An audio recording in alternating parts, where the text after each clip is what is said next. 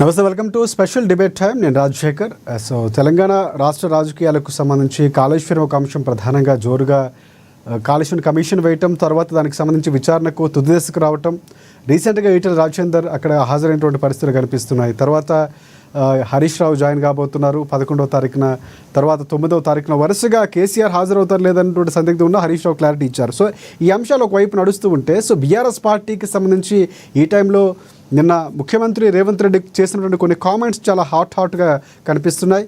BRS పార్టీని DRS పార్టీగా చెప్పడం, ఒక రకంగా చెప్పాలంటే విమర్శలు చేస్తూ తనదైన స్థాయిలో అక్కడ దెయ్యాల రాజ్య సమితితో ప్రమాదం అని కూడా అభివర్ణించినటువంటి పరిస్థితి కనిపిస్తుంది. ఇక్కడ పోలవరానికి సంబంధించో లేకపోతే గతంలో కొన్ని ప్రాజెక్టులకు సంబంధించో ఆపే ప్రయత్నం ఎక్కడా చేయలేదని బీఆర్ఎస్ పార్టీ విమర్శలు చేస్తూనే చాలా కీలకంగా ఒక రకంగా కాళేశ్వరం అంశంతో పాటుగా చాలా అంశాలు ముడిపడి ఉన్నాయి. రెండు పార్టీలు నువ్వా నేను అన్నట్లు విమర్శలు చేసుకుంటున్నాయి. సో క్రెడిట్కి వారు కొంత కొనసాగితే ఇప్పుడున్నటువంటి పరిస్థితుల్లో చూసుకుంటే ప్రధానంగా కాళేశ్వరం అంశం అంటే ఒక పవర్ పాయింట్ ప్రజెంటేషన్ ద్వారా ఇందాక చూసాం మనం, హరీష్ రావు చాలా క్లియర్ కట్గా చెప్పే ప్రయత్నం చేస్తారు. ఇవన్నీ జరుగుతున్నటువంటి పరిస్థితి. అసలు డిఆర్ఎస్ ఏంటి, బీఆర్ఎస్ ఏంటి, అసలు ఎందుకు బీఆర్ఎస్ పార్టీపై బీఆర్ఎస్గా మారింది, తర్వాత డిఆర్ఎస్ అని నామకరణం చేశారు రేవంత్ రెడ్డి. సో ఇదే అంశాలకు సంబంధించి మన డిబేట్ పాయింట్ కంటిన్యూ చేద్దాం. అంతోపాటు ప్రముఖ రాజకీయ విశ్లేషకులు బండారు రామ్మోహన్ రావు గారు మనకు అందుబాటులో ఉన్నారు. వారికి ప్రత్యేకంగా నమస్కారం. అలాగే కాంగ్రెస్ పార్టీకి సంబంధించి టీపీసీసీ అధికార ప్రతినిధి డాక్టర్ శివకుమార్ లాల్ గారు మనకి జాయిన్ అయ్యారు. ఆయనకు కూడా ప్రత్యేక నమస్కారం. అలాగే బీఆర్ఎస్ పార్టీకి సంబంధించి బీఆర్ఎస్ పార్టీ నాయకులు రామ్మోహన్ గారు మనకు అందుబాటులో ఉన్నారు. వారికి కూడా ప్రత్యేక నమస్కారం. ముందుగా మనం ఒకసారి కాంగ్రెస్ పార్టీ వర్షన్కి వెళ్దాం. కాంగ్రెస్ పార్టీకి సంబంధించి శివలాల్ గారు మనకి జాయిన్ అయ్యారు. డాక్టర్ శివకుమార్ లాల్ గారు నమస్తే అండి. శివలాల్ గారు, ప్రధానంగా మనం ప్రతి డిబేట్లో మనం మాట్లాడుకున్నటువంటి అంశాలే అంటే రేవంత్ రెడ్డి చేసిన వ్యాఖ్యలు బీఆర్ఎస్ పార్టీని డిఆర్ఎస్గా అభివర్ణించారు. కాళేశ్వరంపై ఒకవైపు రచ్చలు జరుగుతున్నటువంటి పరిస్థితి కనిపిస్తుంది. అసలు ఏంటి అసలు అంటే మూసీ ప్రక్షాళనకు సంబంధించి అక్కడ ఆపే ప్రసక్తి లేదని రేవంత్ రెడ్డి చెప్తున్నారు. చాలా విమర్శలు వస్తున్నా కూడా ముందుకు వెళ్తామని చెప్తున్నారు. ఏంటి అసలు ముఖ్యమంత్రి వ్యాఖ్యలు ఏ విధంగా చూడాల్సిన అవసరం ఉందంటారు? ముందుగా NN న్యూస్ ప్రేక్షకులకు, మీకు ప్యానల్ ఉన్న వారికి నమస్కారం. అయితే ఈరోజు టిఆర్ఎస్ పోయి బీఆర్ఎస్ అయింది, బీఆర్ఎస్ పోయి ఇప్పుడు డిఆర్ఎస్ అని చెప్పి మా రేవంత్ రెడ్డి గారు ఎందుకు అన్నారంటే, గతంలో కేసీఆర్ కూతురు కవిత ఎవరైతే లిక్కర్ క్వీన్ ఉందో ఆమెనే మా నాయన చుట్టుముట్టంతా దయ్యాలు ఉన్నారు, ఒక కేసీఆర్ తప్ప మిగతా వాళ్ళని ఎవరిని కూడా వాళ్ళ నాయకత్వం కానీ వాళ్ళని కానీ నేను ఉపేక్షించేది లేదు అనే రకంగానే ఆమె కొత్త నామకరణం చేసి పెట్టింది. భారత రాష్ట్ర సమితి పోయి దయాల రాష్ట్ర సమితి అన్నట్టు అయిపోయిందని ముఖ్యమంత్రి గారు కూడా దాని మీద వివరణ ఇవ్వడం జరిగింది. దానికే డిఆర్ఎస్ అనే రకంగా ఒక కొత్త నామకరణం చేయడం జరిగింది నిన్న. అయితే ఇప్పుడు జరుగుతున్న పరిణామాలలో మనం ఆలోచిస్తే, ఇటు టిఆర్ఎస్ బీఆర్ఎస్ చేసింది ఏదైతే కాళేశ్వరం సబ్జెక్ట్ మీద ఆలోచిస్తే నోటీసులు వస్తే, ఈ రోజు ఈటెల రాజేందర్ దానికి అబ్జెక్షన్ చెప్పలేదు, ఆయన ఓకే. తర్వాత హరీష్ రావు కూడా ఏం మాట్లాడలేదు. కానీ హరీష్ రావు కేసీఆర్ మట్టుకు రహస్య చర్చలు జరపడం జరిగింది. దాంట్లో వాళ్ళిద్దరి మధ్యన చర్చలో ఒక నిర్ణయం చేసుకోవడం జరిగింది. నేను సెకండ్ పోయేది ఉంది కాబట్టి నేను పోను, నువ్వు ముందు పో, నువ్వు పోయేసి వచ్చిన తర్వాత నువ్వు నాకు నమ్మకం అంటూ కాబట్టి టిఆర్ఎస్ బీఆర్ఎస్ లేదా డిఆర్ఎస్ కి నువ్వు ఒక మంచి సపోర్టర్ గా ఉన్నావు కాబట్టి నువ్వు పోయేసి వచ్చిన తర్వాత కమిషన్ ఏం అడుగుతుందో ఆ కమిషన్ కి నువ్వు చెప్పిన జవాబుకు మీరు వేసినటువంటి కమిషనే అలాంటి లాలీచీలు ఏమైనా కమిషన్ సడలింపులు మినహాయింపులు నువ్వు ముందు వస్తే నేను వెనక వస్తే వాళ్ళకే ఛాన్స్ ఇస్తుందా? అంటే ఆయన ఏం చెప్పిండు, ఏదో సాకు చెప్పి నేను ఫలానా రోజు కాదు ఒక వారం రోజుల గడువు నాకు తీయమని చెప్పి కేసీఆర్ లెటర్ రాయడం జరిగింది. ఓకే, ఆ లెటర్ కి వాళ్ళు కూడా ఓకే అనడం జరిగింది. మేము ఏదైతే డేట్ నిర్ణయించినామో అదే డేట్ కు రాని ఎక్కడ కూడా చెప్పాలి, సరే మంచిది అన్నారు. ఇప్పుడు ఫస్ట్ ఈటెల రాజేందర్ గారు వెళ్ళిపోతారు, దాని తర్వాత కేసీఆర్ పోవాలి. కేసీఆర్ పోకుండా హరీష్ రావు పంపిస్తుండ్రు. హరీష్ రావు పోయి వచ్చిన తర్వాత హరీష్ రావు ఏం మాట్లాడిండు, వాళ్ళు అడిగిన ప్రశ్నలు ఏంది, ఆ ఎగ్జామ్ లో హరీష్ రావు ఎన్ని మార్కులు తెచ్చుకుండు, లేకపోతే నేను ఎన్ని మార్కులు తెచ్చుకోవాలనేది ఈ రోజు కేసీఆర్ అంచనాలు వేసుకొని ముందు హరీష్ రావుని పంపిస్తాడు. హరీష్ రావు పోయేసి వచ్చిన తర్వాత అప్పుడు కేసీఆర్ పోతాడు పోడు అనేది కూడా మనం ఒక నిర్ణయం ఆలోచించవచ్చు. ఇప్పుడు ప్రస్తుతానికి ఇంకొకటి అంటే ముఖ్యమంత్రి గారు మాట్లాడుతూ కొన్ని అంశాలు, నన్ను జైల్లో పెడితే నేను పడగొట్టాను, తర్వాత తొడగొట్టి బయటకు వచ్చానని కొన్ని మాట్లాడినటువంటి వ్యాఖ్యలు, నన్ను దింపేయాలని చూస్తున్నారు అని చెప్పి చేసినటువంటి వ్యాఖ్యలు, మూసీ ప్రఖ్యాలకు సంబంధించినటువంటి అంశాలపై ఏమంటారు? అంటే తనను అరెస్ట్ చేయడం అనేది కూడా, అంటే ఇలాంటి సభల్లో మాట్లాడడం ముఖ్యమంత్రి ఏ విధంగా ఎందుకు మాట్లాడుతున్నారు అనుకోవచ్చు? అంటే రాజశేఖర్ గారు కాంగ్రెస్ పార్టీ అధికారం మంది మావోలే ఉన్నారు. ఆ 10 మంది మేమే పెంచి పోషించేటోళ్ళు ఇమీడియట్ గా కాంగ్రెస్ పార్టీ ప్రభుత్వం కూలిపోతుంది, ఆ 10 మంది మావోలే వచ్చేస్తారు, ఇటు వచ్చేస్తారు అనే రకంగా కూడా టిఆర్ఎస్ బిఆర్ఎస్ వాళ్ళు మాట్లాడడం జరిగింది. దాని తర్వాత మేము కాంగ్రెస్ పార్టీ తరఫున రేవంత్ రెడ్డి గారు ఏమన్నారు, మీకు కీర్తి చెండాడి పేగులు మెడల్ వేసుకుంటా అని చెప్పడం జరిగింది.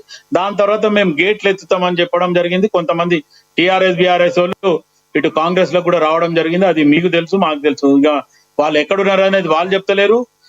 మేము వీళ్ళని మా పార్టీలో లేరు, మేము సస్పెండ్ చేసినాం అనేది కూడా టిఆర్ఎస్ బిఆర్ఎస్ ఎక్కడ కూడా చెప్తలేదు. వాళ్ళు రేపు సస్పెండ్ చేసినామంటే వాళ్ళ దగ్గరికి ఒక 10 మంది తక్కువ అవుతారు అనేది వాళ్ళు ఆలోచిస్తుండ్రు. వీళ్ళు వచ్చిన వాళ్ళు మటుకు మేము ఇంకా బీఆర్ఎస్ లోనే ఉన్నామని వాళ్ళు చెప్తుండ్రు. ఇక అది వాళ్ళ ఇద్దరి మధ్యన నిర్ణయం చేసుకోవాలి. రెండోది ఇంకొకటి, ఏదైతే మూసీ ప్రక్షాళన నేను చేస్తా ఖచ్చితంగా అనడం అంటే, నిన్న నల్గొండ ప్రాంతంలో జరిగిన సభ కాబట్టి గతంలో ముఖ్యమంత్రి గారి బర్త్డే రోజు కూడా కొంచెం సేపు పాదయాత్ర చేసి ఆ తర్వాత మొత్తానికి నల్గొండ ప్రాంతంలో ఏదైతే మూసీ ప్రక్షాళన గురించి మాట్లాడడం జరిగింది. అక్కడ మూసీలో ఉన్న నురుగు అక్కడ ఉన్న ప్రజలు ముఖ్యమంత్రి రేవంత్ రెడ్డి గారికి వివరించడం జరిగింది. కాబట్టి అది నా మైండ్ లో ఉంది. నేను మీకు ఎట్టి పరిస్థితుల్లో గతంలో జరిగినట్టు ఇబ్బందులు జరగనియా, ఎవరు అడ్డం వచ్చినా ఏం చేసినా నేను మొత్తానికి మూసీ ప్రక్షాళన చేసి పెడతా అని చెప్పి ముఖ్యమంత్రి గారు చెప్పడం జరిగింది. రైట్ రైట్ మనకి బీఆర్ఎస్ పార్టీ నుంచి రామ్మోహన్ గారు నమస్తే అండి. నమస్తే అండి. ఎస్ రామ్మోహన్ గారు, ఏంటి అసలు మీరేమో టీఆర్ఎస్ ని బీఆర్ఎస్ గా మార్చుకున్నారు, కానీ రేవంత్ రెడ్డి గారు డిఆర్ఎస్ అని కొత్త నామకరణం చేశారు, యాక్సెప్ట్ చేస్తున్నారా? రేవంత్ రెడ్డికి పూర్తిగా మతిస్థిమితం తప్పిపోయింది. ఆయన ఏం మాట్లాడుతారో అర్థమవుతలే. ఆయనకు ఒక ముఖ్యమంత్రి హోదా మర్చిపోయి ఇష్టం వచ్చిన అవాకులు చేవాకులు పెళ్ళిన తప్పితే ఆయనకి చేసే ఇంకో పని లేదు. ఎందుకంటే ఎక్కడైతే విశ్వసనీయత కోల్పోయిండో ప్రజలందరినీ దృష్టి మరల్చే ప్రయత్నం చేస్తూ మిగతా పార్టీల పైన అవాకులు చేవాకులు పేలుకుంటూ ఉంటారు. ఇలా కాంగ్రెస్ పార్టీ ఒకసారి ఆలోచన చేసుకోవాలి. తెలంగాణ కొరకు మేమేం చేసినాం ఈ పార్టీగా? సుమారుగా భారతదేశంలో 5.5 దశాబ్దాల పాటు అప్రతిహతంగా దేశాన్ని మొత్తం పరిపాలించిన పార్టీ కాంగ్రెస్ పార్టీ. పలు రాష్ట్రాలు ఏర్పాటు చేసింది గతంలో కూడా. మరి ఎందుకు తెలంగాణ రాష్ట్రం ఇవ్వలేకపోయారు అనేది ఒకసారి ఆలోచన చేసుకొని ప్రజలకు చెప్పాలి. రాజశేఖర రెడ్డి గారు ఉన్నప్పుడు, అదేవిధంగా కిరణ్ కుమార్ రెడ్డి గారు ఉన్నప్పుడు, రోషా గారు ఉన్నప్పుడు ఏం జరిగిందని ప్రజలందరూ తెలుసు. మర్రి చిన్నారెడ్డి గారు ఏం చేశారు తెలంగాణ కొరకు అనేది తెలుసు. ఇవన్నీ వదిలిపెట్టి ఇలా అబద్ధాలు చెప్పి పరిపాలన సీట్ల మీద కూర్చున్నాడు, గద్దె మీద కూర్చున్న తర్వాత పరిపాలన చేత కావట్లేదు. చేతగాక ప్రజలందరూ కేసీఆర్ వైపు చూస్తున్నారు. కాబట్టి మరొకసారి అవకాశం దొరికిందని చెప్పి దాన్ని ఉపయోగించుకొని ఈ పేడ్ మీడియా ఆర్టిస్టులతో దాన్ని పెద్ద ఎత్తున హైప్ క్రియేట్ చేస్తే ఆ 3 రోజుల విషయం అంతా చల్లారిపోయింది. ఈయన ఎక్కడ అర్థం కాక ఇష్టం వచ్చినట్టు మాట్లాడుతున్నాడు. ఎక్కడ టీఆర్ఎస్ అవుతుందండి? ఇష్టం వచ్చినట్టు మాట్లాడే తెలంగాణ సాధించిన పార్టీ టీఆర్ఎస్ పార్టీ. కేసీఆర్ గారి నాయకత్వంలో సబ్బండ వర్గాన్ని ఏకం చేసి తెలంగాణ రాష్ట్రం తీసుకొస్తేనే ఈయన జీవితానికి ఒక ముఖ్యమంత్రి పదవి దక్కింది. లేదు ఈయన పరిస్థితి ఏంటి? ఉమ్మడి రాష్ట్రం ఉంటే రేవంత్ రెడ్డి పరిస్థితి ఏది? రాజకీయ పరంగా చిన్న అను మాత్రమే. ఆయన కేసీఆర్ గారిని సవాల్ చేసి మాట్లాడే కాడికి వచ్చింది కథ. కానీ ఒకటి రేవంత్ రెడ్డి గారు ఇంకో కామెంట్ కూడా చేశారు రామ్మోహన్ గారు. అంటే ఒక్క నోటీస్ ఇచ్చినందుకే ఆగమాగం అవుతున్నారు కేసీఆర్. అసలు పివి నరసింహారావు గారు అప్పట్లో మాజీ ప్రధాని, ఆయన సెషన్స్ కోర్టు అనుకుంటా, ఆయనకు నోటీసులు ఇస్తే ఆయన కోర్టుకి వెళ్ళి హాజరయ్యారు. ఇక్కడ మాజీ ముఖ్యమంత్రిగా పనిచేసి ఒక అవినీతి జరిగిందని ఆరోపణ వస్తే ఎందుకు హాజరవ్వరు అన్నటువంటి ప్రశ్నలు సంధించారు. సో ఇంతకీ ముఖ్యమంత్రి హాజరవుతారు లేదన్నటువంటి ప్రశ్న అయితే ఆయన చేసిన వ్యాఖ్యలు ఏ విధంగా చూస్తారు మీరు? అది చెప్తున్నారు, రేవంత్ రెడ్డికి రాజకీయ అవగాహన లేదు. ఏమన్నా మాట్లాడతాడు, ఇష్టం వచ్చినట్టు మాట్లాడతాడు. ఆయన మాట విలువ ఉంటుంది కదండి. ఒక ముఖ్యమంత్రి మాటకు విలువ ఉంటే ఆయన మన పరిగణలోకి తీసుకోవాలి. ఇప్పుడు రేవంత్ మన కేసీఆర్ గారు పత్రికా ప్రకటన ఏమైనా ఇచ్చిందా నేను విచారణకు హాజరైతలేనని? ఇక బహిరంగంగా చెప్పిర్రా? ఈయనంతా ఊహించుకొని ఏదేదో మాట్లాడితే ఏమంటే అర్థమే ఉందంటున్నా. ఇప్పుడు శివన చెప్తున్నాడు, ఫస్ట్ ఆయన ఈటల రాజేందర్ పోయాడు, నెక్స్ట్ ఈయన కేసీఆర్ గారు పోయేది ఆయన కాదని చెప్పేసి హరీష్ రావు పంపించిండు. వాళ్ళు పిలిచిరా అండి నెంబర్ 1, నెంబర్ 2, నెంబర్ 3 రావాలని? అందరికీ నోటీసులు ఇచ్చిండ్రు. ఎవరు వీళ్ళు వాళ్ళు రాండి అని చెప్పిండ్రు. కేసీఆర్ గారు సమాధానం ఇచ్చిండ్రు, నేను పలానా తేదీ నాడు వస్తాని. దాంట్లో ఇబ్బంది ఏమున్నది? హాజరైతానని చెప్పినాక ఈయన పివి నరసింహారావు గారు హాజరైనరు. అది కాంగ్రెస్ పార్టీ అంటేనే దొంగల పార్టీ. కాంగ్రెస్ పార్టీ అంటేనే అవినీతి, కుంభకోణాలు, దేశద్రోహాలు ఇవన్నీ ఉన్నాయి కాంగ్రెస్ పార్టీలో. పోతారు తప్పదు మరి కాంగ్రెస్ వాళ్ళకు, ఇల్వంగా ఉరకాల్సిందే వాళ్ళు. కానీ తెలంగాణ పార్టీ అట్లా కాదు కదా, కేసీఆర్ గారు అట్లా కాదు కదా. ఈ తెలంగాణ కొరకు పాటుపడ్డ వ్యక్తి, తెలంగాణ తీసుకొచ్చిన వ్యక్తి, తెలంగాణ ఉద్యమకారుడు, తెలంగాణ ప్రజలకు ఆలోచన చేసే వ్యక్తి కాబట్టి ఏ విషయం ఎట్లా చెప్పాలో జరిగింది మొత్తం మరోసారి రివ్యూ చేసుకొని వాళ్ళ ముందర ప్రవేశపెట్టాలి కాబట్టి ఆలోచన చేసుకొని పోతా అని చెప్పాడు. దాంట్లో తప్పేమన్నదండి. రైట్ రైట్ ఒకసారి మనకి రాజకీయ విశ్లేషకులు బండారు రామ్మోహన్ రావు గారు ఉన్నారు. రామ్మోహన్ రావు గారు నమస్తే అండి. నమస్తే రాజశేఖర్ గారు. Yes sir. రామ్మోహన్ రావు గారు ప్రధానంగా టీఆర్ఎస్ను బీఆర్ఎస్గా భారత రాష్ట్ర సమితిగా మార్చుకున్నారు. రేవంత్ రెడ్డి నామకరణం చేశారు. అది ఆయన ప్రాస కోసం మాట్లాడారో లేకపోతే అది ఒక కాసేపు దానికి వివరణ ఇద్దరు. దాంతోపాటుగా కాళేశ్వరంకి సంబంధించి గతంలో చాలా సందర్భాల్లో మనం అనేక డిబేట్లో మాట్లాడుకున్నాం. ఈరోజు నిన్న ఈటెల రాజేందర్ హాజరైన తర్వాత హరీష్ రావు ఈరోజు పవర్ పాయింట్ ప్రజెంటేషన్ ద్వారా చాలా అంశాలు కీలకంగా ఎక్స్ప్లెయిన్ చేశారు. సో దాన్ని ప్రస్తావిస్తూ కూడా రేవంత్ రెడ్డి నిన్న మాట్లాడినటువంటి సందర్భాలు ఖచ్చితంగా హాజరవుతారా లేదా, పివి నరసింహారావు లాంటి వారే హాజరయ్యారు సెషన్స్ కోర్ట్స్కి, ఆయన కూడా నోటీసులు ఎదుర్కొన్నారు. ఇక్కడ ముఖ్యమంత్రి స్థాయిలో ఒక్క నోటీస్కి ఒక్కొక్క ఆగమాగం అవుతున్నారు, హాజరవుతారు లేదని ప్రశ్నలు సంధించారు. సో మొత్తానికి కాళేశ్వరం పరంగానే ఆయన మాట్లాడినటువంటి వ్యాఖ్యలు క్లియర్గా కనిపిస్తున్నాయి. సో ఇక్కడ హరీష్ రావు ఎక్స్ప్లెనేషన్ కానీ నిన్న ముఖ్యమంత్రి మాట్లాడినటువంటి మాటలు కానీ ఏ విధంగా చూడాల్సిన అవసరం ఉంది? రాజశేఖర్ గారు, మీకు అట్లాగే శివలాల్ గారికి, అట్లాగే రామ్మోహన్ గారికి, అట్లాగే మన అమ్మాని ప్రేక్షకులకు నమస్కారం. నమస్తే. 2 విషయాలు మాట్లాడుకోవాలి. నిన్న మాట్లాడింది వేరు, ఇవాళ హరీష్ రావు గారు పవర్ పాయింట్ ప్రెజెంటేషన్ వేరు. ఇప్పుడు ముగ్గురిని పిలిచే క్రమంలో ఆర్డర్లో ఒక ఆర్డర్ మారింది. కేసీఆర్ గారు చివరికి వచ్చారు. కమిషన్ ఒప్పుకుంది కనుకనే చివరికి 11వ తేదీకి ఆయన వీలు కాదని 11వ తారీఖు పెట్టారు. అంటే అలాంటి వెసులుబాటు అనేది వీళ్ళు మాట్లాడుకోవడం లేకపోతే కూడబలుక్కొని వెళ్ళడానికి అవకాశం ఉంటుంది. నేనేమంటున్నాను, ఇప్పుడు ఆ క్యాబినెట్ సబ్ కమిటీలో గతంలో ముఖ్యమంత్రి ఎట్లా పక్కన ఉండేది, క్యాబినెట్ సబ్ కమిటీలో 3 ఉంటే ఒక ఆయనేమో కాంగ్రెస్ లో ఉన్నాడు, తుమ్మల నాగేశ్వరరావు, ఒక ఆయన బీజేపీ ఉన్నాడు, ఒక ఆయన టీఆర్ఎస్ లో మిగిలిపోయాడు కదా. ఈ 3 తుమ్మల నాగేశ్వరరావు గారు బయటకు వచ్చి నన్ను అనవసరంగా ఇన్వాల్వ్ చేస్తున్నారని చెప్పి వ్యాఖ్యలు చేస్తున్నారు కూడా. ఇన్వాల్వ్ కాదు, ఇప్పుడు వాళ్ళ కొత్త విషయం చెప్తాను మీకు, ఇప్పుడే చూస్తున్నాను నేనే సుమోటో నేనే పోతాను, నన్ను విలువలేదు వాళ్ళు, కానీ నేను పోతాను చెప్తాను. ఈటల రాజేందర్ తప్పు మాట్లాడి అబద్ధాలు చెప్పిండు, ఈటల రాజేందర్ అసలు విషయం చెప్పలేదు. ఆ కమిటీ సబ్ కమిటీ కాళేశ్వరం కోసం కాదు వేసింది, ఆ మేడిగడ్డ ఆల్రెడీ ఫిక్స్ అయిన తర్వాత మిగిలిపోయిన ప్రాజెక్టుల కోసం వేసిన సబ్ కమిటీ, ఆయన అబద్ధం చెప్పిండు, సబ్ కమిటీ మేడిగడ్డ మార్చడం కోసం వేసిందని చెప్పిండు, అది కాదు అని చెప్తున్నాడు. ఇప్పుడు ఆయన యాక్చువల్గా ఇప్పుడు మనం మాట్లాడుకున్న క్రమాలను చెప్తున్నాను నేను. ఇక అది పక్కన పెడతాను. నిన్న భాష గురించి చెప్తాను. స్పష్టంగా రేవంత్ రెడ్డి గారు ఈ మధ్యన, అంటే అంతకుముందు సన్నాసాలు లేదా అంటే ఆయన అట్లా చేస్తే మీరు అట్లా చేస్తారా? కాదు కదా. రేవంత్ రెడ్డి గారు ఈ మధ్యన ఆక్రమించి మాట్లాడుతున్నాడు, అది కరెక్ట్ కాదు. నిన్న కూడా మన భేదవా అని, ఇంకొకసారి కేసీఆర్ గారిని ఏది నువ్వు ఎందుకు భయపడుతున్నావు అని చెప్పి మాట్లాడే ముదురు మాటలు నేను మాట్లాడదు. కానీ సరే, దయ్యాల భూతాల మొత్తం మీద అన్ని రాజకీయ పార్టీలు ప్రజలు పట్టిన దయ్యాలుగా మాట్లాడుతున్నారు. వీళ్ళందరూ కూడా సరైనది కాదు. నేను భాష సరైనది కాదు. నిన్న పోయిన సందర్భం ఏంది, అంతకుముందు రేవంత్ రెడ్డి గారు చాలా సార్లు చూడండి, సందర్భం ఒకటైతే తాను మాట్లాడే విషయాలు ఒకటైతుంది. అధికారిక సమావేశాల్లో గతంలో కేసీఆర్ గారు మాట్లాడిందని చెప్పి శివలాల్ గారు కౌంటర్ చేయొచ్చు, కానీ అది కూడా కరెక్ట్ గా, ఇది కూడా కరెక్ట్ కాదంటున్నారు. ఇవాళ అధికారిక సమావేశాల్లో చిన్నపిల్లల మీటింగ్లో రాజకీయాలు ఎందుకు రేవంత్ రెడ్డి గారు మాట్లాడుతున్నారు. అంతకుముందు ఏదైతే ఇంజనీర్లకు మన అపాయింట్మెంట్ ఆర్డర్ ఇచ్చారు అప్పుడు మాట్లాడాడు. నిన్న బస్వాపూర్ రిజర్వాయర్ శంకుస్థాపన, బస్వాపూర్ ఎక్కడిది అసలు? కాళేశ్వరంలో భాగం కదా. ఇవాళ దాన్ని శంకుస్థాపన చేస్తుండ్రు. బస్వాపూరే అవుతున్నది, గంధం వల్ల నిన్న శంకుస్థాపన చేసిండు, బస్వాపూర్ కావాల్సి ఉన్నది. ఇవన్నీ కాళేశ్వరం ప్రాజెక్టులో భాగమే కదా. అందుకని ప్రభుత్వాలు మారగానే వాళ్ళు ఇష్టం ఉన్నట్టు మాట్లాడేది లాభం లేదు. నిన్ననైతే నేను చెప్తున్నాను కదా, ఆయన మాట్లాడే భాష సరైనది కాదు. ఇక్కడికి వస్తాను నేను. ఇవాళ నోటీసుల విషయానికి వస్తే, నిన్న ఈటల రాజేందర్ గారు హాజరయ్యారు కదా.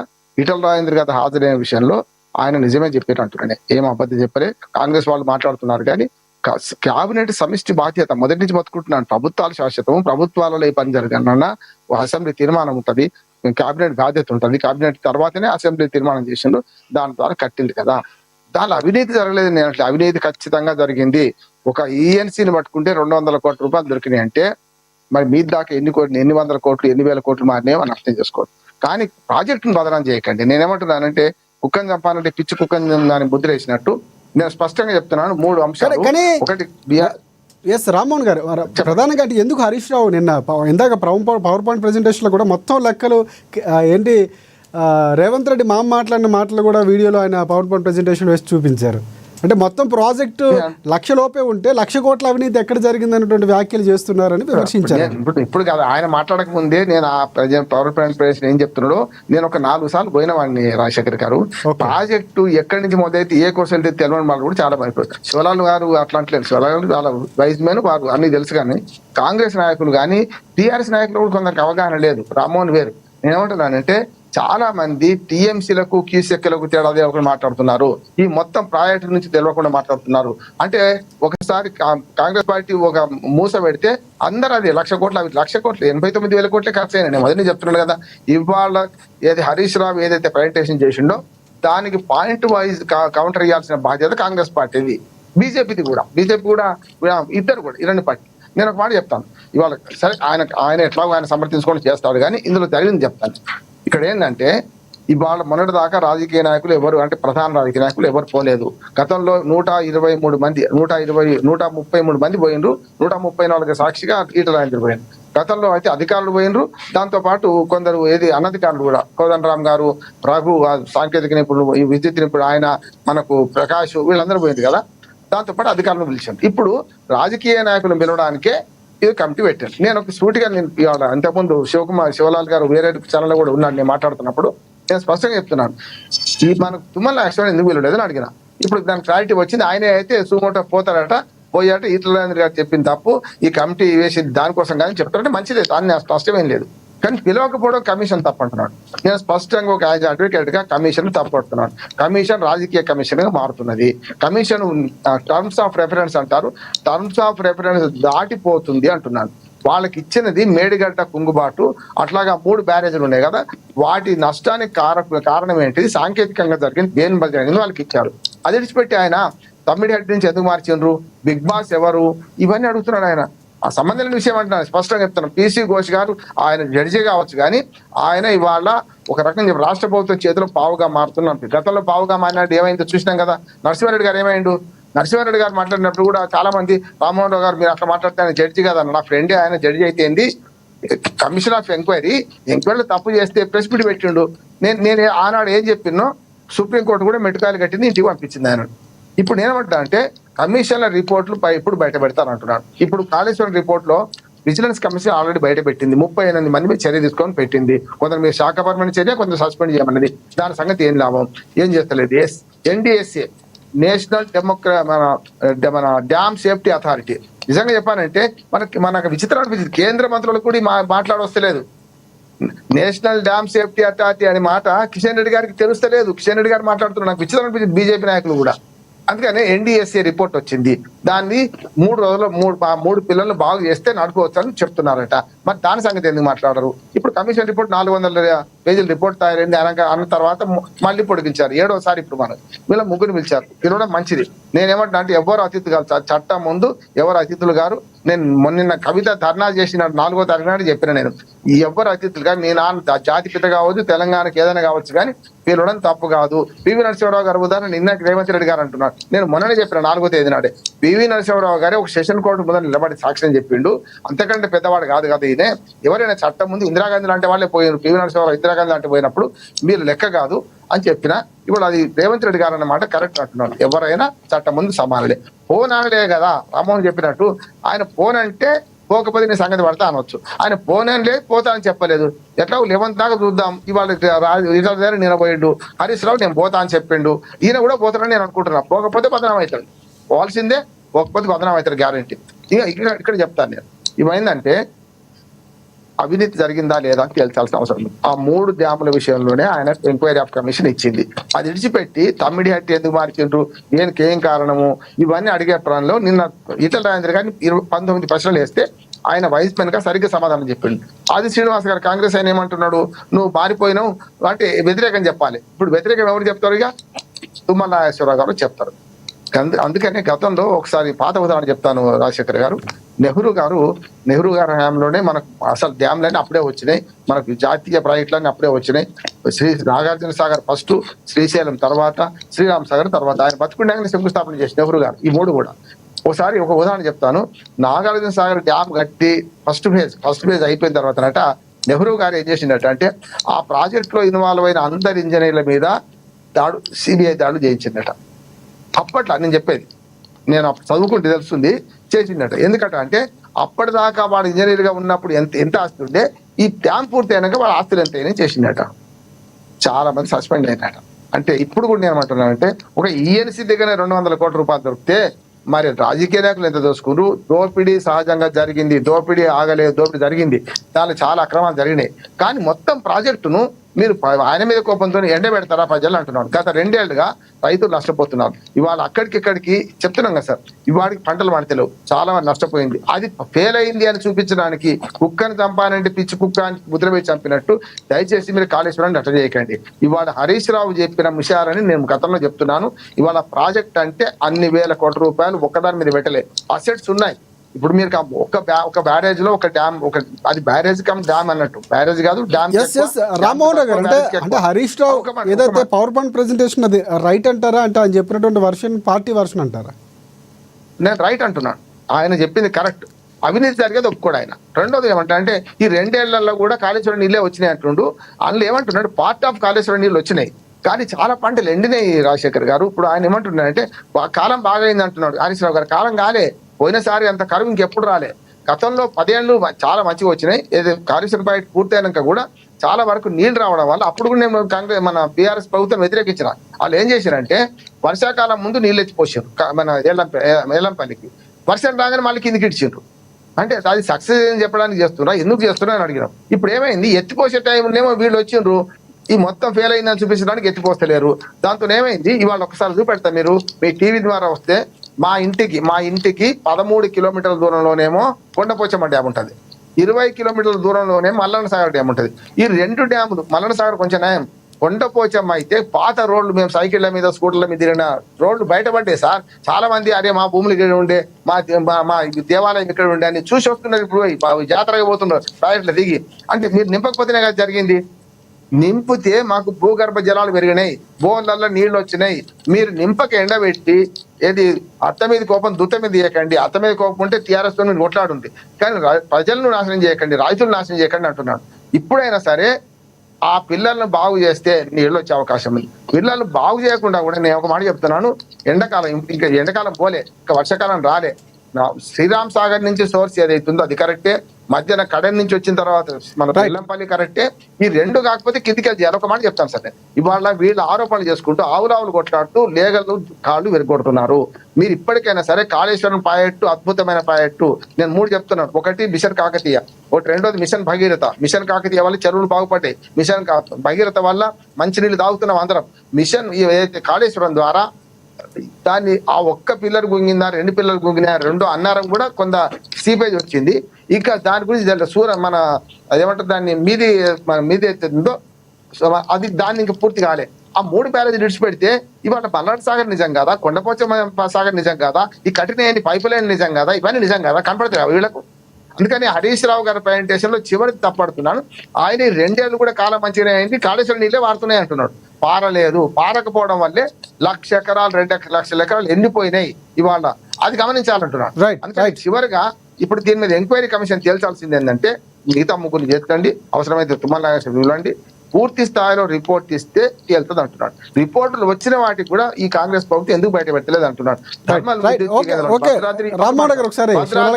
ఒకటే మాట సార్, భద్రాద్రి యాదాద్రి దాని మీద లోకూరుగా రిపోర్ట్ ఇచ్చి 3 నెలలు అయింది, ఎందుకు బయట పెట్టలేదు అంటే కొండంతా వెలకని పెట్టినట్టేనా.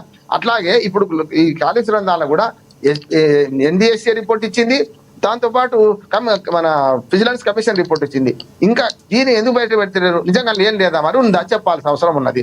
కనుక ఈ మాటలు వాళ్ళు చెప్పులేని కాలు పెట్టను, వీళ్ళైనా వాళ్ళైనా దురుసు మాటలు మాట్లాడుకుంటారు, కరెక్ట్ కాదు. దయ్యాల పార్టీ అయినా కరెక్ట్ కాదు, దొంగల పార్టీ అయినా అంతకన్నా కరెక్ట్ కాదు.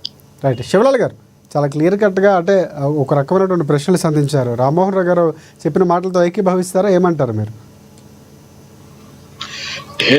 ఏదైతే రిపోర్ట్స్ వచ్చినాయో రిపోర్ట్స్ పెండింగ్ పెట్టిండ్రు అంటే ఇంకా మొత్తానికి ఏదైతే ఆ ఎంక్వైరీలో ఇంకేదో బాగా మిగిలింది కాబట్టి దాని గురించి ఆపి పెట్టడం ఉంది అనేది నేను అనుకుంటున్నా.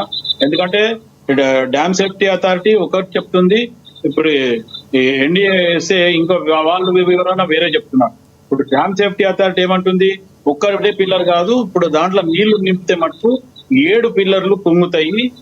ఏదైతే బొగ్గు నిక్షేపాలు ఉన్నాయి కింద ఇది ఖచ్చితంగా ఏదైతే రీడిజైన్ చేసినప్పుడు దీన్ని తప్పు చేసిండ్రు. దీంట్లో ఖచ్చితంగా ఇక్కడ భూమి సరిగా లేదు, ఇక్కడ పిల్లర్ పెట్టాల్సింది కాదు, అది ఖచ్చితంగా చేసేది కాదు, ఎందుకు చేసిండ్రు అనే రకంగా కూడా డ్యామ్ సేఫ్టీ అథారిటీ వాళ్ళు కానీ ఆ ఎంక్వైరీకి వచ్చిన వాళ్ళు కూడా దాని మీద ప్రశ్నించడం జరిగింది.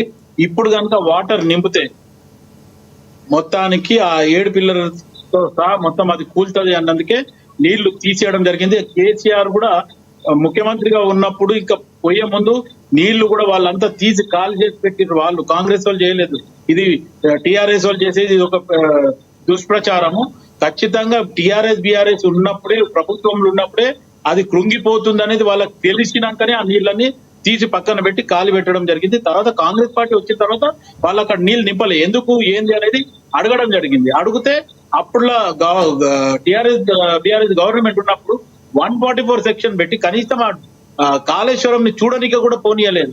అండ్ మోర్ ఎవర్ ఏదైతే బాహుబలి మోటార్స్ ఏవైతే ఉన్నాయో అవి ఒక్క వర్షానికే మొత్తం ఖరాబ్ అయిపోయినాయి అంటే మళ్ళీ ఇప్పటి వరకు కూడా బాహుబలి మోటార్స్ మీద చాలా గొప్ప చెప్పిండ్రు, అవి ఇప్పటి వరకు రిపేర్ కాలే. అది ఇప్పుడు అప్పుడున్న టిఆర్ఎస్ బిఆర్ఎస్ గవర్నమెంట్ చేపియాలన్నా లేకపోతే ఎల్ఎన్టీ చేపియాలన్నా అనేది కూడా వాళ్ళ మధ్యన కూడా సఖ్యత లేదు అక్కడ. రైట్, అది కమిషన్ ఒక క్లారిటీ కమిషన్ ఇవ్వాల్సిన అవసరం ఉంది, అది ప్రక్రియ జరుగుతుంది. ఇందాక రామ్మోహన్ రావు గారు మాట్లాడుతూ ఇంకా చాలా ప్రశ్న ఏంటంటే ఎన్డీఎస్ఏ రిపోర్టు మొదలు వచ్చింది, మీరు అన్నది కరెక్టే, నీళ్లు తీసేయమన్నది ఏది 3 రోజులకే వచ్చింది, ఏది కుంగిపోయినాక 3వ రోజులకు వచ్చింది నీళ్లు తీసేయమని వాళ్ళ రిపోర్ట్ ప్రకారమే. నెల రోజులే ఉన్నారు వాళ్ళ ప్రభుత్వం, ఎన్ని రోజులు, అక్టోబర్లో కుంగింది, నవంబర్లో ఎలక్షన్ జరుగుతున్నాయి. ఎలక్షన్ జరుగుతున్నప్పుడు అధికారులు నిర్ణయం తీసుకోవాల్సి వచ్చింది, ఎందుకంటే ఎన్డీఎస్ఏ రిపోర్టు వెంటనే నీళ్లు తీసేయకపోతే లేకుండా పాయింట్ కొట్టుకపోతున్నారు చేసిండ్రు. నేనేమంటున్నాను, మొన్న విజిలెన్స్ కమిటీ రిపోర్ట్ పూర్తి రిపోర్టే, అట్లాగే ఎన్డీఎస్ఏ రిపోర్ట్ ఏమంటుందంటే బొగ్గు నిక్షేపాలు అంటున్నాను. ఇంతకుముందు హరీష్ రావు గారు చెప్పింది మీకు మ్యాచ్ అవుతుంది, ఎందుకంటే అందులో 85 పిల్లర్లలో ప్రతి 7 పిల్లర్లకు ఒక బ్లాక్ చేశారట. అది ఒక్క పిల్లర్ పొంగితే ఆ 7 తీసేయాలంటున్నారు. మహా అయితే 1000 కోట్లు అవుతుందండి, తీసేసి కడతానికి ఏమైంది, ఈ 2 ఏళ్ళ నుంచి ఏం చేస్తున్నట్టున్నాను నేను. ఇప్పుడు మీరు వారి మీద కక్ష పెట్టుకొని ఇప్పుడు అత్త మీద గొప్ప దూత మీద చూపించకండి అంటున్నాడు. నేను దాని ఇప్పుడు కాస్త ఒక ఇల్లు కట్టమంటాం, ఇంజనీర్ చెప్తాం, ఇల్లు పరవాసింది, ఇల్లు మొత్తం విడిచిపెట్టిపోతామా, ఇల్లు రిపేర్ చేసుకుంటామా? ఇప్పుడు నేనేమంటా అంటే ప్రభుత్వమే యజమాని, ఈ ప్రాజెక్ట్ ఎవరు యజమాని అంటే మీరు చూడండి, కాళేశ్వరం ప్రాజెక్ట్ అంటే ఓనర్ ఆఫ్ ది ప్రాజెక్ట్ అని ఉంటుంది, దానిలో ఒక నిబంధన owner of the project Telangana government అని ఉంటుంది అలా. కానీ కేసీఆర్ రేవంత్ రెడ్డి అని ఉండదు అలా. Owner of the government, owner of the ఏంది తెలంగాణ గవర్నమెంట్. తెలంగాణ గవర్నమెంట్ ఇప్పుడు ఏది రేవంత్ రెడ్డి కాదు, ఇవాళ తెలంగాణ గవర్నమెంట్ కాంగ్రెసా ఎవరుంటే వాళ్ళు. కనుక ఇప్పుడు ఏం చేయాలంటే ఈ 2 ఏళ్ల నుంచి దాన్ని రిపేర్ చేస్తే అందరికి, ఇప్పుడు రిపేర్ చేయడం మీకైతే పేరు వచ్చేది కదా. Report permanent report sir, permanent report అది ఏది ఇప్పుడు మన యాదాద్రి భద్రాద్రి కూడా పర్మనెంట్ రిపోర్టే సార్. లోకల్ ఇచ్చింది అయిపోయింది ఇప్పటికే, కానీ వాటి బయట పెడతలేదు అంటే వాళ్ళు ఎవరి పేరు లేవని బయట పెడతలేరు అని నేను అడుగుతున్నాను అంతే. రైట్ శివలాల్ గారు చెప్పండి. బండారామన్ గారు మీరు అడిగిన దాంట్లో, మీరు చెప్పిన దాంట్లో నేను ఎక్కడ కూడా దాంట్లో విభేదం ఏం లేదు. కానీ ఇప్పుడు ఉన్న పరిస్థితుల్లో మేడిగడ్డ, జొందిళ్ళ, అన్నారం ఈ 3 కూడా బ్యారేజ్లు ఏడేడు అంటే మొత్తం 21 పిల్లర్లు దానికి ఉన్నాయనేది ఇప్పుడు మనం మాట్లాడిన దాంట్లోనే. ఒక బ్యారెక్ కు 7 పిల్లర్లు అంటే ఇప్పుడు ఆల్రెడీ దయచేసి మేడిగడ్డ ఒక్కటి 85 పిల్లర్లు, అందులో 7 పిల్లర్లు కలిసి ఒక బ్లాక్ చేసినారు. వినండి, అక్కడ 16.5 టీఎంసీల నీళ్లు బ్లాక్ గా, అది మేడిగడ్డ ఒకటే. మీరు అన్నారంది వేరే, అన్నారంది మళ్ళీ 35 పిల్లర్లు వేరే, సుందిల ప్రాజెక్టులే వేరు కదా, వాటి మధ్యన 100 కిలోమీటర్ల డిస్టెన్స్ ఉంది మొత్తం అన్నిటి మధ్యన. అందుకని దయచేసి కొంచెం నా ఉదయం కాంగ్రెస్ నాయకులైనా టీఆర్ఎస్ అయినా పోయి చూసిరండి సార్ దయచేసి. దీన్ని ఏమైందంటే 1,00,000 కోట్ల రామ్మోహన్ గారు ఆల్రెడీ 2 పార్టీలు చూసి వచ్చినటువంటి సందర్భాలు ఉన్నాయి. నేను చెప్తున్నా కదా, నేను వాళ్ళు మన్నించాలి వాళ్ళ నాయకులు. అందుకని వాళ్ళ మన హరీష్ రావు గారు ఇవాళ టీఆర్ఎస్ ఇంక్లూడింగ్ కేటీఆర్ కూడా తెలియదు, కేటీఆర్ కూడా నేర్చుకోవాలని మంచిగా బుద్ధిమంతులుగా కూర్చొని ఒక స్టూడెంట్ లా కూర్చొని వాళ్ళు వింటుంటే, ఇప్పుడు మిగతా చూడండి, ఇప్పుడు ఇటేమో ఇటు మీ అటు ఎల్ బ్లాక్ గా బ్లాంకెట్ స్టేట్మెంట్ ఇటు ఇస్తున్నారు, వాళ్ళు ఇస్తున్నారు. వాళ్లకు పూర్తి అవగాహన లేదు. ఉత్తర తెలంగాణలో అక్కడ లోకల్ నాయకులకు ఉన్నంత అవగాహన కూడా రాష్ట్ర నాయకులకు లేదు, కేటీఆర్ తో సహా అంటున్నాను నేను. అందుకనే ఇప్పుడు మీరు అన్నారే 7 ఆ పిల్లలు కాదు, మొత్తం 85లో 7 పోతాయి, తీసేయాలి. 1000 కోట్లు అయితే సార్ కష్టమే నష్టమే ఉందంటున్నాను నేను. మరి ఇల్లు కూలగొట్టుకుంటామా మొత్తమే చెప్పండి.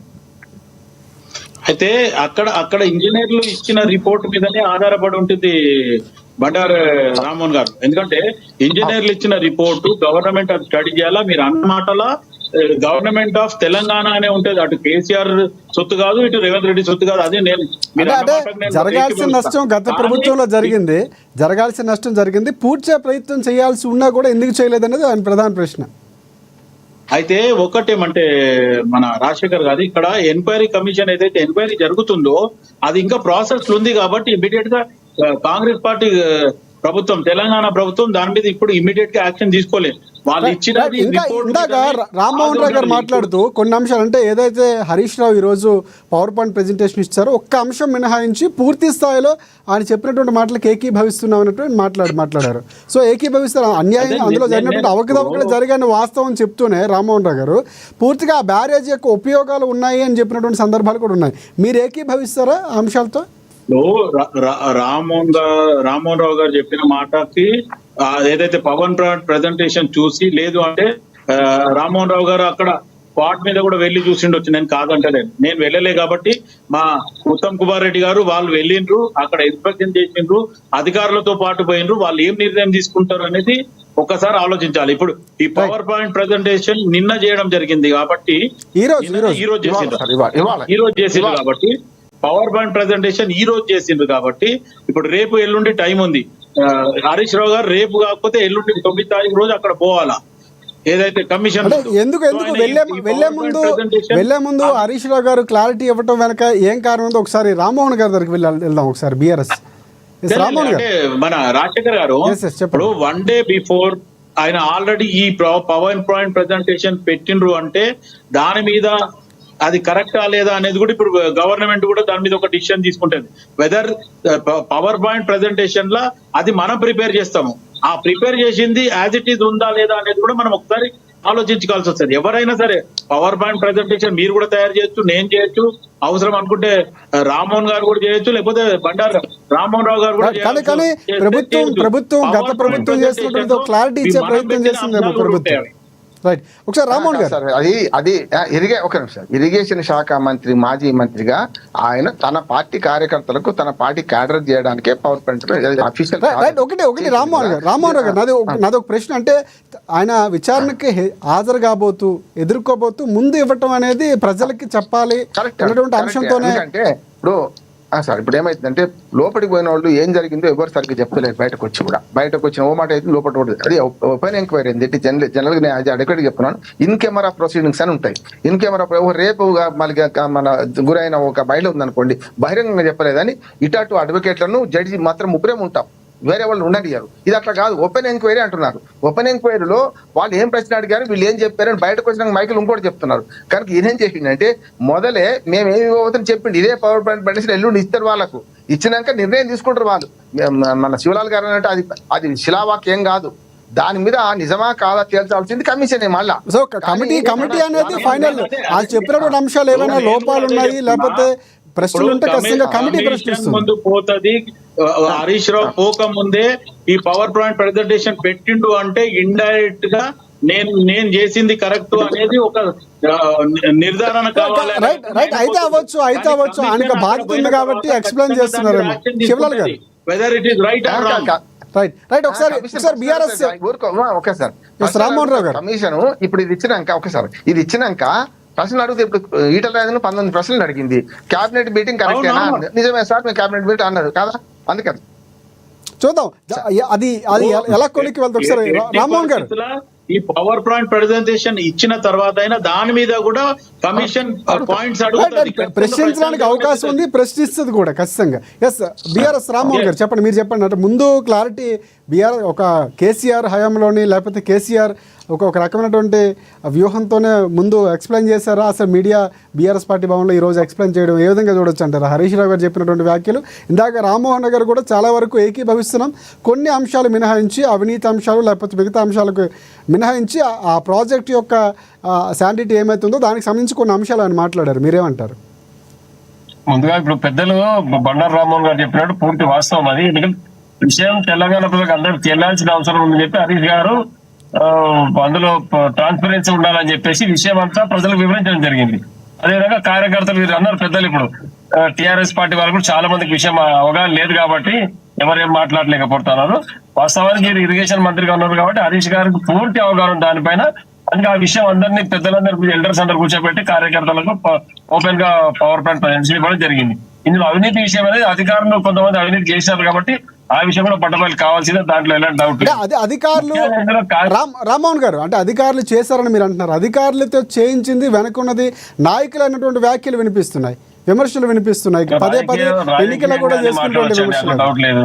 ఇప్పుడు రాజకీయ పార్టీ నాయకులు చెప్తే అధికారులు పనిచేస్తాం అనేది కల్లా అధికారులు వాళ్ళ ఇంటెలిజెన్స్. ఎందుకంటే అధికారులు సర్వీస్ 38 సంవత్సరాలు, ఒక రాజకీయ పార్టీది 5 సంవత్సరాలు లేకపోతే 10 సంవత్సరాలు, అంతకంటే ఎక్కువ ఉండదు కదా. ఒక నాయకుడు ఒకసారి గెలవచ్చు, మళ్ళీ ఓడిపోవచ్చు, మంత్రిగా ఉండొచ్చు, మళ్ళీ మంత్రిగా తప్పుకోవచ్చు. కాబట్టి మంత్రివర్గంలో ఉన్న మంత్రి చెప్పినట్టుగా అధికారులు చేస్తామనేది తప్పు. పూర్తిగా వారు ఏం చేయాలో వాళ్ళకి తెలుసు. కొంతమంది నీతి నిజాలతో పనిచేస్తారు, కొంతమంది అవినీతితో పనిచేస్తారు, దాంట్లో ఎలాంటి డౌట్ లేదు. ఎవరైతే అవినీతి పాల్పడరో వాళ్ళపై చర్య తీసుకోవచ్చు. అందులో కాంగ్రెస్ పార్టీకి మేమైతే ఏం రెస్ట్రిక్షన్ పెట్టడం లేదు కదా. ఖచ్చితంగా ఇప్పుడు రేవంత్ రెడ్డి గారికి తెలియాల్సింది ఏంటంటే, ఈ యొక్క పెద్దలు రామ్మోహన్ గారు చెప్పినట్టుగా ఈ 2 సంవత్సరాల కాలంగా మీరు ఏదైతే బ్యారేజ్ గానీ డ్యామ్ గానీ పిల్లలు గానీ ఇబ్బంది పడ్డాయో దాన్ని ఎంతవరకు రిపేర్ చేసుకొచ్చారు, ఎందుకు చేయలేదు మరి? దాని పెద్దలు చెప్తున్నారు, రాజకీయ కోణంలో చూడకండి, తెలంగాణ ప్రజలు అన్యాయం అయిపోతారు కాబట్టి ఆ రిపేర్లు వెంబడే చేసి ప్రాజెక్టులు మడగంలోకి తీసుకురండి, నీళ్లు నిల్వ చేయండి, కాలువల ద్వారా వదలండి, పంట చేలకు పారిస్తే ఏదైతే లక్ష్యాలు మనం కోరుకున్నామో చేరుకున్నట్టు అవుతుంది. అది వదిలిపెట్టేసి రాజకీయ ఆరోపణ చేసుకుంటా దాన్ని అట్లే ప్రాజెక్టులు పడవ పెట్టి ఇక అస్తమానం కేసీఆర్ గారి పైన నిందలు వేసుకుంటా కూర్చోవడం తప్పితే ఇంకో పని లేదు మీకు. కాబట్టి ఒకరు చెప్తున్నాడు, ఈ రాష్ట్ర ముఖ్యమంత్రికి తెలంగాణ రాష్ట్రాన్ని పరిపాలించే శక్తి గాని యుక్తి గాని తెలివి గాని లేదు. ఖచ్చితంగా ఈయన రాజీనామా చేసి తప్పుకుంటే ఇక రాష్ట్రం బాగుపడుతుంది, అంతకంటే మించింది ఇంకొకటి లేదు. శివలాల్ గారు చెప్పండి, ఇందాక ప్రశ్న రేజ్ చేస్తున్నారు. రామ్మోహన్ గారు అన్నట్టు గాని లేకపోతే బండారు రామ్మోహన్ గారు అన్నట్టు గాని అధికారంలోకి వచ్చిన తర్వాత అది రిపేర్ చేయడానికి కూడా ప్రయత్నించడం జరిగింది. కాపర్ చేయడము అది ఇది అని చెప్పి కొన్ని ఎవరైతే దాని మీద ఉన్న నిష్ణాతులు చెప్పడం జరిగింది. దాని విషయంలో కూడా ట్రై చేసిండ్రు. కానీ ఉన్న పరిస్థితిలో మళ్ళీ సెంట్రల్ కి ఏదైతే ఎంక్వైరీ కమిషన్ వచ్చిందో ఆ ఎంక్వైరీ కమిషన్ లో కూలగొట్టాల్సి అనే రకంగా మాట్లాడినారు కాబట్టి, లేదా నీళ్లు నింపితే కూడా కూలిపోతుంది అని చెప్పిండ్రు కాబట్టి వాళ్ళు ఆగిపోయినరు. వారు ఇప్పుడు బండారు రామ్మోహన్ గారు చెప్పినట్టు ఒకవేళ అవసరం అయితే ఆ 7 పిల్లర్లను కూలగొట్టి బ్యారేజ్ ఎంత అవుతుందో అది కొత్తగా కట్టమని చెప్పింది. ఇప్పుడు బండారు రామ్మోహన్ గారు చెప్పినట్టు ఒకవేళ అక్కడ ఇంజనీర్లు కానీ ఇప్పుడు వచ్చిన ఎంక్వైరీ ఆఫీసర్లు ఎవరైనా అది చెప్తే మటుకు పక్కా కాంగ్రెస్ పార్టీ మొత్తానికి కాళేశ్వరం ని దాన్ని కూలగొట్టాలని లేకపోతే దాన్ని విస్మరించారో కాదు, కానీ ప్రజల ధనాన్ని దుర్వినియోగం చేయొద్దని రకంగానే ఆలోచించడం. ఇంకొక మెయిన్ దాంట్లో ప్రాబ్లం ఏంటంటే రామ్మోహన్ భాయ్, ఎత్తిపోతలకి కరెంటు బిల్లు ఏదైతే నువ్వు ఎన్ని టీఎంసీలు అయితే ఇస్తున్నావో దానికి 3 4 కరెంటు బిల్లు కట్టాల్సి వస్తుంది. అది ఒక్కటి గుర్తుపెట్టుకోండి. అది చాలా పెద్ద కాళేశ్వరంకి అదొక పెద్ద మైనస్. నేను చెప్తాను రామ్మ. ఇక్కడ ఏంటంటే నీటి కష్టం తెలిసిన నీటి వేలు తెలుస్తుంది. ఉదాహరణకు మన ఇంట్లో మంచి నీళ్ళు పడతలేవు, ఊరు అవతల ఎత్తుకుంటుంది. తండాలను చూస్తుంటాం కదా, మీకు తెలుసు శివలాల్ గారు, తండాలల్లో ఊళ్ళో నీళ్ళు పడకపోతే ఏ ఊరు అవతల బాగా ఎత్తుకొచ్చుకుంటాం. మన కాళ్ళు అడుగుతున్నాయి అనుకుంటామా? మన తెలంగాణ పరిస్థితి కిందికెళ్ళి నీళ్లు పోతున్నాయి. సమైక్య పాలకులు ఇప్పటిదాకా మనం మోసం చేసింది ఏంటంటే కిందికెళ్ళి నీళ్లు పోతున్నాయి, మీదికి ఎట్లా వస్తాయి అన్నాడు. ఆ ప్రయత్నం మనం చేసినామా లేదా మంచి వచ్చేటప్పుడు నేను అంటే కేసీఆర్ నా చుట్టం కాదు పక్కం కాదు. అది చేస్తే ఏమైంది, దానిలో కొంత పొరపాటు జరిగింది, అవినీతి జరిగింది అంటున్నా నేను. ఒక ఈఎన్సీ 200 కోట్లు దొరికిండు, అట్లానే కిందికి పోయింది మీరు తీసుకొచ్చిండు. అపర భగీరథుడు ఇవన్నీ ఏనాను కానీ కొన్ని ప్రయత్నం చేసిండు. ఈ ప్రయత్నంలో కొంత లోపం జరిగింది. దీనిలో ఇంజనీర్లు సంతకాలు పెట్టి ఏమంటారు అది మన వాళ్ళు మన వ్యతిరేకం లెటర్ రాయాల్సి ఉండే, ఈ తప్పు సార్ జరగదు అని. ఇప్పుడు కట్టమంటాం సార్, మనం ఏమంటామంటే ఒక 10 సంచుల సిమెంట్ ఇస్తా 2 అంతస్తుల బిల్డింగ్ కట్టమంటే కడతారు సరిపోదంటాడు. ఇక్కడ ఏం చేసిండ్రు, అంచనాలు పెంచిండ్రు, రకరకాల అవినీతి జరిగింది. అందులో రాజకీయ నాయకులు భాగస్వామ్యం ఉంది, ముచ్చట్లేదు. కాకపోతే అధికారులు మొదలు పోతారు. ఇప్పుడు చూసిండ్రు మీరు కమిషన్ మన ఎంక్వైరీ కమిషన్ రిపోర్ట్ లా చూడండి, మరి విజిలెన్స్ కమిటీ రిపోర్ట్ లా 35 మంది అధికారుల మీద చర్య తీసుకోమన్నారు. అందుకని నేను ఇప్పుడు దీన్ని మొత్తము ఒక 20 భాగాలుగా చేయండి. 20 భాగాలలో ఒక్క భాగంలో ఒక్క పిల్లర్ కుంగిపోయింది. దీన్ని బాగు చేసుకుంటే నడిచేదానికి గత ప్రభుత్వాన్ని బదనాం చేసే క్రమంలో నేను ఇప్పుడు మా పొలంలో 3 బోర్లు వేసిన, మా 4 ఏళ్ల కింద అడ్డగోలు నీళ్లు పడ్డాయి, ఇప్పుడు మొత్తం మీరు ఒక్క నీళ్ళ చుక్క లేదు. అంటే మీరు ఈ ప్రాజెక్టు ద్వారా వచ్చే నీళ్లు మల్లన సాగర్ కానీ కొండపోచం నింపితే భూగర్భ జలాలు పెరిగినాయి కదా, అది ఎందుకు అర్థం చేసుకోరు మీరు? డైరెక్ట్ మారాల్సిన అవసరం లేదు, బోర్ వేసుకుంటే నీళ్లు పడితే మనం వ్యవసాయం చేసుకుంటాం కానీ మీకు తెలియదు కాదుగా శివలాల్ గారు. అందుకని ఇక్కడ ఏమైతుంది, హరీష్ రావు గారు చెప్పిన దానిలో చెప్పింది క్లియర్ గా 2007లో తమ్మిడిహట్టి మంజూరైంది. తమ్మిడిహట్టి మంజూరు అయినాక అక్కడ రాజశేఖర రెడ్డి గారి హయాంలో అక్కడికి పోతే వాళ్ళు ఏమో ఫడ్నవీస్, అంతకుముందు కాంగ్రెస్ ప్రభుత్వం ఉండే 2009 తర్వాత 14 దాకా కాంగ్రెస్ ప్రభుత్వం ఉన్నది కదా, మరి 2007 నుంచి 9 దాకా 14 దాకా ఒక్క గంటెడు మట్టి ఎందుకు తీయలేదు అక్కడ అని అడుగుతున్నాము. అదొకటి. రెండోది ఏంటంటే తర్వాత ఫడ్నవీస్ వచ్చిండు 2014లో, అంతకుముందు కాంగ్రెస్ గవర్నమెంట్ ఉంటుంది కదా, అక్కడ వాళ్ళు ఏమన్నారంటే 152 మీటర్లు తమ్మిడిహట్టు కూడా పోయించాను నేను, 152 మీటర్ల ఎత్తు కడితే మా భూములు మునిగితే నేను అససే మీరు అన్నారు. 148 మీటర్లు కడితే 41 టీఎంసీలు నీళ్ళు మిగిలితే ఎక్కడి నుంచి వస్తాయి? బైబుల్ కాదనుకున్నారు. ఆనాడు వాక్కోసం రిపోర్ట్ ఇచ్చింది, తర్వాత అదే రిపోర్ట్ ఇచ్చింది సెంట్రల్ గవర్నమెంట్. సార్ ఇప్పుడు మీరు అన్నారు కదా 7 కింద బొగ్గు గనుడు ఉన్నాయని అన్నారు కదా, మరి రిపోర్ట్ ఇచ్చింది మన సెంట్రల్ వాటర్ కమిషన్ కదా, మరి వాళ్ళు కేంద్ర ప్రభుత్వమే కదా, ఒక నిపుణులే కదా, వాళ్ళు ఇచ్చినప్పుడు దాన్ని పాటించారు కదా. అందుకనే ఇక్కడ మీరు రాజకీయ పోరాటం చేస్తారు కానీ నేను టెక్నికల్ గా మాట్లాడుతున్నాను. ఆనాడు తమ్మిడిహట్టి నుంచి మార్చడానికి కారణాలు చెప్పిండు హరీష్ రావు, తర్వాత మార్చిన తర్వాత ఏం అంతకుముందు 3500 కోట్లు ఎట్లా ఖర్చు పెట్టిండు చెప్పిండు, ఏం చేయలేదని చెప్పిండు. తర్వాత ఇప్పుడు ఏదైతే మేడిగడ్డ కాడికి మార్చడానికి కారణాలు చెప్పిండు. 2 కమిటీలు వేసిండు, ఒకటేమో ఇంజనీరింగ్ కమిటీ, రెండోదేమో మన మంత్రివర్గ కమిటీ. ఈ 2 కమిటీల రిపోర్ట్ బట్టి చేసినామంటున్నాడు. ఆయన సీక్వెన్స్ చెప్పుకొస్తున్నాడు కదా. రామ్మోహన్ మీరు కూడా ఏంటంటే శివలాల్ గారు కానీ మీరు కానీ దయచేసి వాళ్ళకి హరీష్ రావు రిపోర్ట్ చూడండి. నేను గత 4 ఏళ్ల నుంచి మొత్తుకుంటుంది అంతా అని ఇవాళ చెప్పిండు. ఏమంటున్నానంటే ఒక ఆ ప్రాజెక్ట్ ను అఫీషియల్ గా సందర్శించిన వాడిగా కొన్ని టీఎంసీలు మన క్యూసెక్లు తేడా తెలియని వాళ్ళు మాట్లాడుతుంటే మనం అదే రిపోర్ట్ చేసినాం అనుకోండి కష్టం కదా. అందుకని కేటీఆర్ కూడా కూర్చొని పెట్టింది అలా. కేటీఆర్ తెలియదా? కేటీఆర్ తో సహా మీ ముఖ్య నాయకులందరూ ఎదురుగా కూర్చుంటే ఆయన పవర్ పాయింట్ ప్రెజెంట్ అందులో 2 లోపాలు ఉన్నాయి. అవినీతి గురించి ఎక్కడ మాట్లాడతలేడు. రెండోది ఏంటంటే ఈ 2 ఏళ్లలో కూడా కాళేశ్వరం నీళ్ళే వచ్చినాయి అంటుండ్రు. రాలే.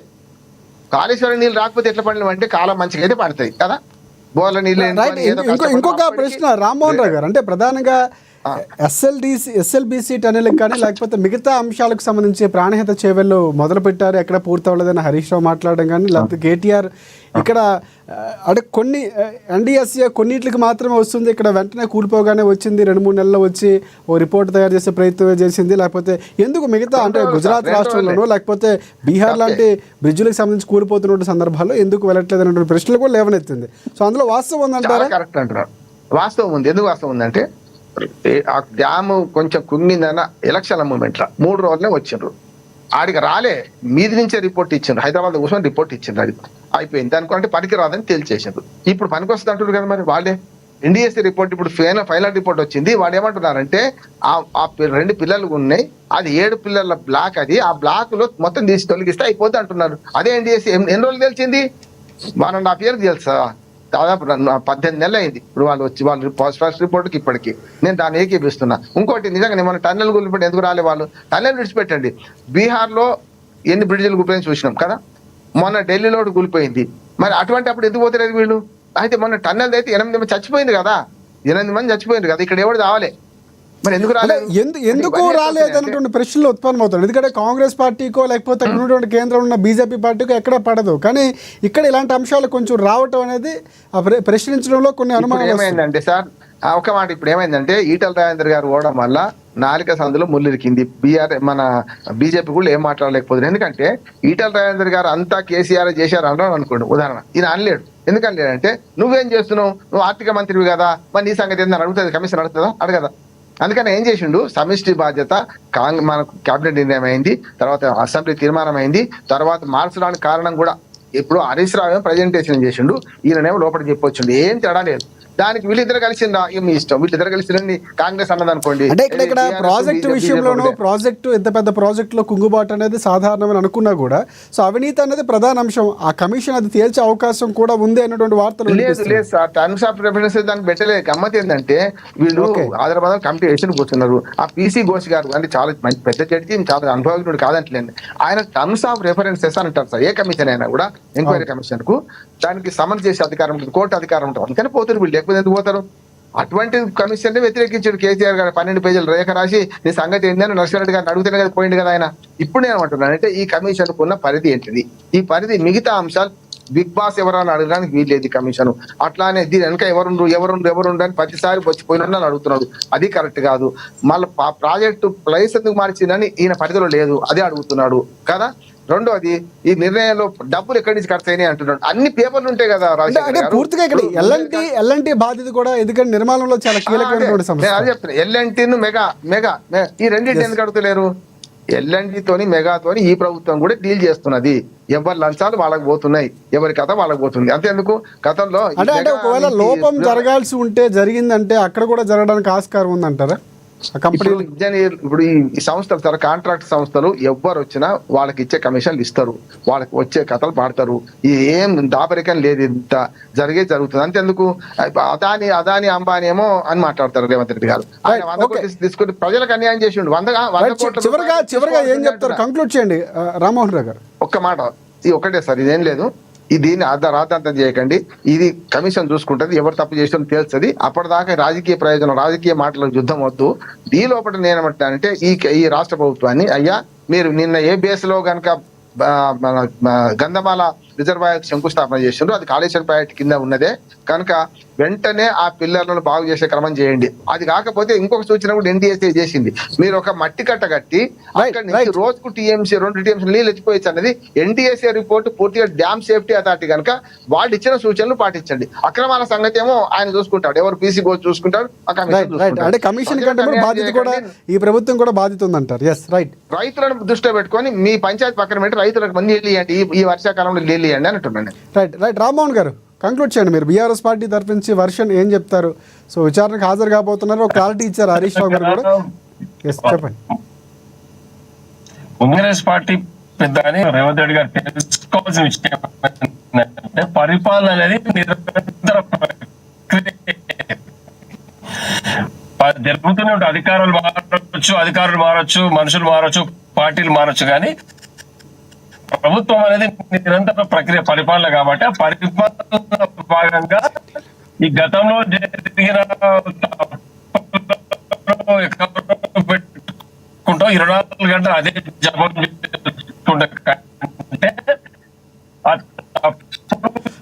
రామ్మోహన్ గారు, బిఎస్ రామ్మోహన్ గారు, మీ వాయిస్ క్లారిటీగా రావట్లేదు. ఒకసారి ప్రజలకు ఉపయోగం ఎట్లా తీసుకురావాలి అనే విధంగా ఆలోచన చేస్తే ఈ రోజు పని ఉండదు. పెద్దలు చెప్పినట్టుగా రామారావు చెప్పినట్టుగా తప్పు చూసుకుంటున్నది ప్రభుత్వం చేయాల్సింది. రిపేర్ చేసి ఎంత డబ్బు ఖర్చు అవుతుంది, మిగతా డబ్బులు ఇట్లా అందాల పోటీ నిర్వహిస్తాము.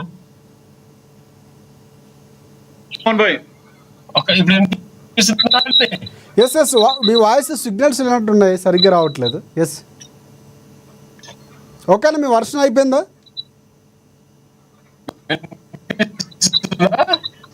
రైట్ రామ్మోహన్ గారు, వాయిస్ క్లారిటీ రావట్లేదు. శివలాల్ గారు మీరు కంక్లూడ్ చేయండి. అయితే ఇప్పటి వరకు మనం ఈ చర్చలో మాట్లాడిన దాంట్లో ఒక రకంగా ఆలోచిస్తే ఏదైతే పీసీ ఘోష్ కమిషన్ ఏం చేయాలో అది చేస్తుంది. డ్యామ్ సేఫ్టీ అథారిటీ ఒకవేళ బండారు రామ్మోహన్ గారు చెప్పినట్టు, అనలిస్ట్ గారు చెప్పినట్టు కనుక అది ఖచ్చితంగా వాళ్ళు ఇచ్చిన రిపోర్ట్ లో అది ఉంది అంటే మటుకు రేపు ప్రభుత్వము ప్రజల మేలు కోరి, లేకపోతే ప్రజా ప్రభుత్వం అని, లేకపోతే మార్పు కావాలి, మేము కాంగ్రెస్ పార్టీని అధికారంలోకి తీసుకురావడం జరిగిందని ప్రజలు అనుకున్నారు. కాబట్టి ఖచ్చితంగా ఆ మార్పులు నిజంగా కూడా జరిగితే కాళేశ్వరం ఆ పిల్లర్లు లేకపోతే పర్టికులర్ గా ఆడ బాగు జరుగుతుంది అంటే మటుకు కాంగ్రెస్ పార్టీ అది ఎట్టి పరిస్థితుల్లో చేస్తుంది. ఒకవేళ వేషజాలకు కానీ లేకపోతే అటువంటి ఆలోచన రేవంత్ రెడ్డి గారికి లేదు. వాళ్ళు ఒక డ్రోన్ పంపిస్తే రేవంత్ రెడ్డి గారిని జైల్లో పెట్టిండ్రు, ఆయన ముందే చెప్పేసిండు రేపు నేను మాటలు మాట్లాడినప్పుడే మాట్లాడినా కక్ష సాధింపు టైప్ లో నేను చెయ్యను, నా ధోరణి అది కాదు, నేను చేసేటోని కాదు అని చెప్పి రేవంత్ రెడ్డి గారు ముఖ్యమంత్రి అయిన తర్వాత స్వయాన మాట చెప్పడం జరిగింది. ఇప్పుడు మన బండారు రామ్మోహన్ గారు ఎవరైతే అనలిస్ట్ చెప్పిండ్రో ఆయన చెప్పినట్టు మనకు ఖచ్చితంగా ఏదైతే డ్యామ్ సేఫ్టీ అథారిటీ ఇచ్చిన రిపోర్ట్లు కనుక అది ఉంటే మటుకు ప్రభుత్వం నిజంగా కూడా ఆ దిశగానే పనిచేస్తుందని చెప్పి నేను చెప్తున్నాను. Right, thank you. ప్రమాదం ఉంది ఇంకొక ప్రమాదం ఉంది, పనకచెర్లది కూడా దయచేసి ఆపాలి, లేకపోతే ఇంకా పెద్ద ప్రమాదం ఉన్నది. అంటే ఆంధ్రప్రదేశ్ వ్యతిరేకంగా కానీ దాని గురించి కూడా ఒకసారి డిబేట్ పెట్టుకుందాం మనం. ఇంకోసారి మాట్లాడతాం sir. Right, thank you Rammohan Rao గారు, బిఆర్ఎస్ రామ్మోహన్ గారు, మీకు కూడా బనకచెర్ల గురించి ఖచ్చితంగా మాట్లాడతామన్నారు. దానికి సంబంధించి కూడా ఇంకా వ్యతిరేకంగా లెటర్లు కూడా రాయడం జరిగింది. రైట్ అది ఆ అంశం చాలా కీలకం. ఇంకా దాని గురించి ఎక్కడ బయటికి ఇంకా రాలేదు, డిస్కషన్ అవుతుంది. సో దానికి సంబంధించి అయిన తర్వాత కూడా మేము ఖచ్చితంగా మనం డిబేట్ పెట్టుకుందాం. థ్యాంక్ యూ శివలాల్ గారు, మీకు కూడా ముగ్గురికి ప్రత్యేకంగా ధన్యవాదాలు. బీఆర్ఎస్ పార్టీ నుంచి రామ్మోహన్ గారికి, అలాగే రామ్మోహన్ రావు గారికి, శివలాల్ గారికి. చూద్దాం, అంటే ప్రాజెక్టులు అందరూ డబ్బులతో కట్టినవి కాబట్టి ఏ ప్రభుత్వం అధికారంలో ఉన్నా కట్టిన వారికి ఇప్పుడున్నటువంటి అధికారంలో కాంగ్రెస్ పార్టీకి, రెండు పార్టీలకి ఒక బాధ్యత ఉన్నటువంటి పరిస్థితి. ఎందుకంటే ప్రతి రూపాయి ప్రజల నుంచి వసూలు చేసినటువంటి డబ్బే కాబట్టి ఖచ్చితంగా ఆ బాధ్యత ఉన్నటువంటి పరిస్థితి. అయితే ఇక్కడ ఏదైతే కాళేశ్వరం కమిషన్ వేసిందో సో దాని విచారణ కొనసాగుతుంది. సో ఆ తుది దశకు చేరుకుంది. ఒక రకంగా చెప్పాలంటే అధికారుల నుంచి, సంస్థల నుంచి పూర్తి స్థాయిలో ఇప్పుడు ఆ ప్రభుత్వ అధికారంలో ఎవరైతే ఉన్నారో ఆ నేతలకు సంబంధించి ఇప్పుడు విచారణ జరుగుతుంది. సో మాజీ ముఖ్యమంత్రి ఉన్న కేసీఆర్ ఒక రకంగా వెళ్తే అక్కడ ఎండకాటు పడే అవకాశం ఉంది. ఒక రిపోర్ట్ రాబోతుంది, తర్వాత ప్రభుత్వం ఎలాంటి చర్యలు తీసుకోబోతుంది ఆ రిపోర్ట్ తర్వాత అనేది చాలా కీలకం. అయితే ఇంకోవైపు రాజకీయాలు చేయాల్సిన అవసరం లేదని ఇప్పటికే రామ్మోహన్ గారు క్లియర్ కట్గా చెప్పారు. రాజకీయాలకు ఎక్కడ తావివ్వకుండా ఒక పూర్తి స్థాయిలో న్యాయం చేయాల్సిన అవసరం ఉంది. సో దానికి ముందుగా చర్యలు చేపడితే రైతులకు మేలు జరుగుతున్నటువంటి అంశాలు కూడా దృష్టిలో పెట్టుకోవాలి ఇప్పుడున్న ప్రభుత్వం. గత ప్రభుత్వంలో అవినీతి జరిగింది అన్నటువంటిది కూడా స్పష్టంగా చెప్తున్నారు. చూడాలి మరి కమిషన్ రిపోర్ట్ ఎలా రాబోతుంది, కేసీఆర్ హాజరవుతారు, ఇవన్నీ కూడా ముందున్నటువంటి ప్రశ్నలు చూడాల్సినటువంటి అంశాలు కూడా చూడొచ్చు. ఇది వాటి డిబేట్ పాయింట్. రేపటి డిబేట్ పాయింట్లో మళ్ళీ మనం కలుసుకుందాం. అంతవరకు చూస్తూనే ఉండండి ANN తెలుగు న్యూస్.